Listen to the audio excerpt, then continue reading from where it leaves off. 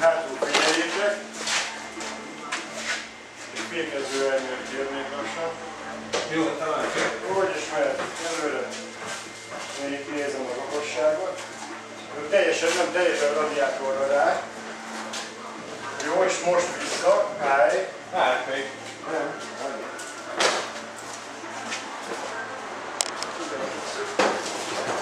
És az a lényeg, hogyha ott a sarkon kifér, akkor egyenesen a kuka felé. Jó, mehet vissza teljesen, ide felé.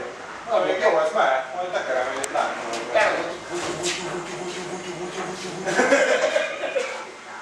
Már ejtő van itt elindul. Jó, egyszer gyere vissza. Nem, már. De ott van egy ilyen perem, ott alul, amit nem látsz. Látom. Látod? Látom. Nem tudom, milyen peremre gondoltok, de itt elfér már. Jó? Nézzétek meg. Most egy olyan hogy abban is akkor tudjuk. Jó, így jó. Az jó. És ez még helyezkedik valami. Jó, jöhet. Hogyha volt egyenesben jó, akkor nem mehet is egyenesben. Egyenesben. Kerék összetartás. Jó, és most jöhet ide minden. Minden ide.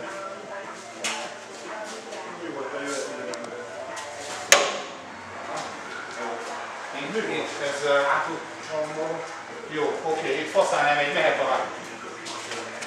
Jó.